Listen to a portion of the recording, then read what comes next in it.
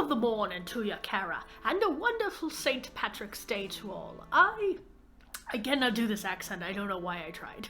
Today is March 17th, which means if you're in any part of the globe with a noticeable Irish population, it is St. Patrick's Day.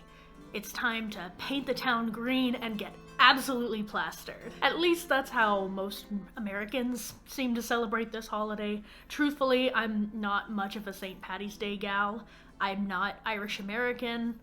The most this holiday has ever really meant to me is I better wear some green if I don't want to get pinched. But to many Irish Americans, this is an important holiday with a lot of cultural heritage and history.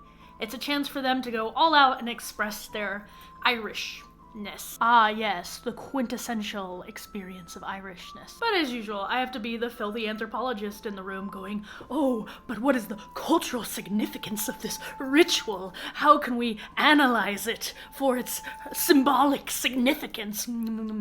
This is me getting my little anthropology fingers all in your holiday.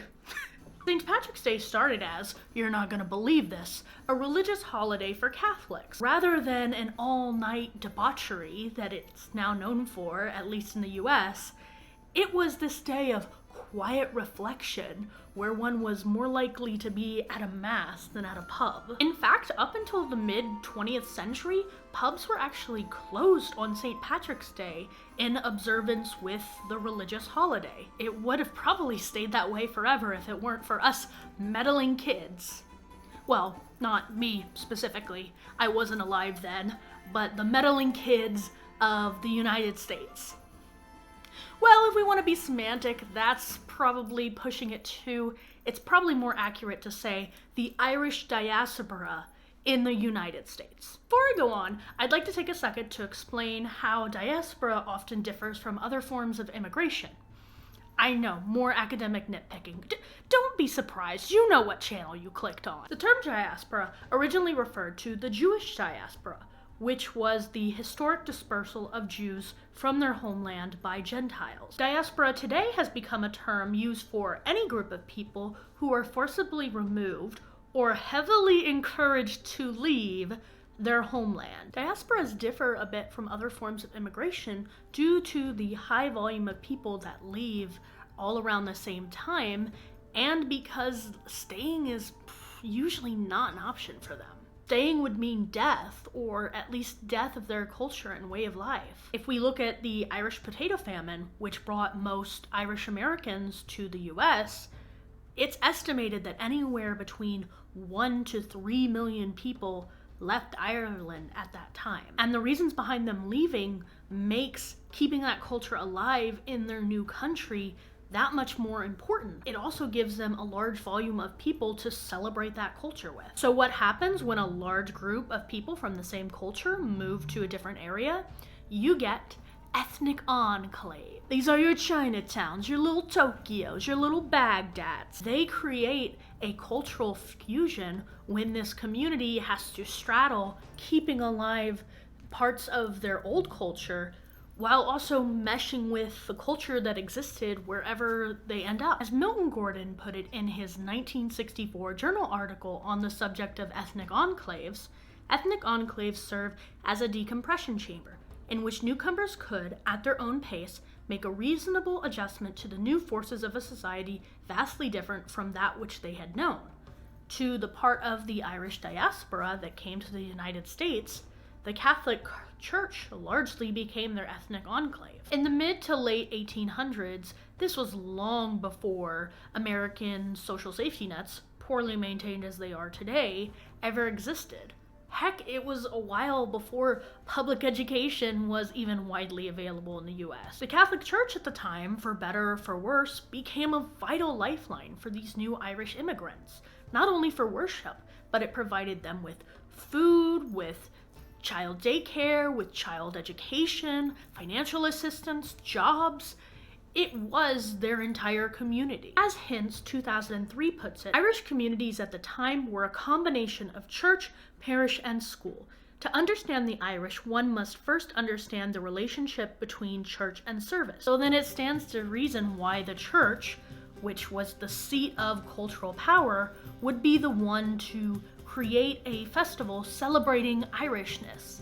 And hey, what better way to celebrate Irishness than with the granddaddy saint of Ireland himself, St. Patrick. Large feasts and parades began to be held in celebration of the holiday, which served a lot of purpose for both the Irish community and the church. One of those purposes was that it helped legitimize Irish people as not this ethnic outsider, but a part of the overall community.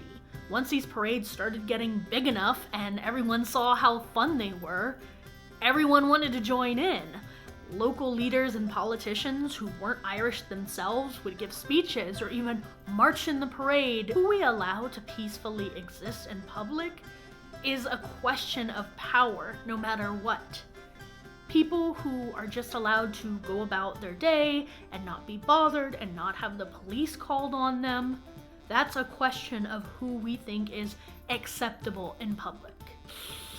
And I just realized I'm bringing up power and space when talking about social systems. Foucault, Bourdieu, get back in your corner. Again, it might seem far-fetched to think that standing in a public square or marching in a silly parade signifies any type of cultural power. But if you think about a trans person or an unhoused person just sitting in a public park, most of the time they're not allowed to just exist in that space without someone harassing them or calling the police on them. Their existence is treated as a political statement. For another example, the protesters who are out there right now on the streets of Atlanta trying to prevent Cop City from happening were threatened with arrest the other day for standing on a sidewalk and handing out brochures. And as someone who is queer, I have to say, there is a lot of power in a good parade. As Moss 1995 puts it, festivals became a platform for Irish national and sectarian belief, reinforcing and recreating a communal sense of identity and memory. Through communal ritual and commemorative ceremonies such as St. Patrick's Day, Irish culture became tangible to its members. So there you have it, folks. A religious holiday that started in Ireland, was expanded upon in the US and other countries that the Irish diaspora fled to, became an expression of Irish culture and Irish identity that we still celebrate today. Nice quick video I can have out by St. Patrick's Day, and we can all go down to the pub to meet for a Guinness. It's just, well, I know this is where I should end the video, but all this leprechauns and shamrocks and green beer and getting shit-faced. Is this really an expression of Irish culture? Even Irish American culture? Because you know what St. Patrick's Day really makes me think of?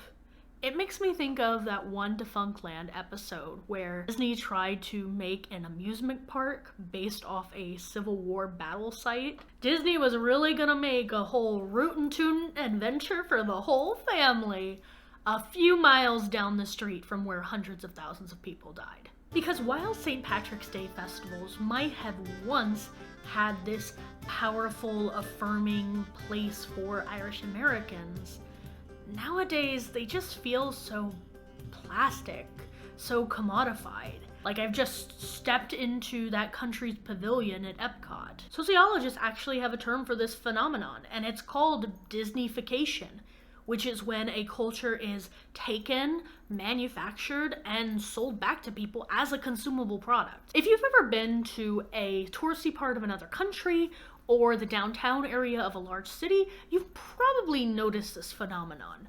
Oh, you want to experience Ireland? Well, have some of our Irish shamrocks or our Irish leprechaun plushies. And don't forget our Irish green beer. It all seems a bit cynical, doesn't it? I want to be clear, I'm not passing judgment on anyone who enjoys that stuff. I like a little bit of kitschy fun here and there as well. And I'm far from an expert on anything Irish. I'm not Irish, I'm not Irish American, nor have I ever been to Ireland. You're free to tell me I'm being a wet blanket, and let us just enjoy our holiday, and it's not that serious, bro. I just have to worry as an anthropologist, what is the cultural impact when we worry more about what is more commercially viable in a culture than what is really authentic or true to that culture, as much as anything can be authentic or true. This dilemma actually reminds me of when I read the art book for Brave, where the animators talked about how they went about designing certain aesthetics of the movie.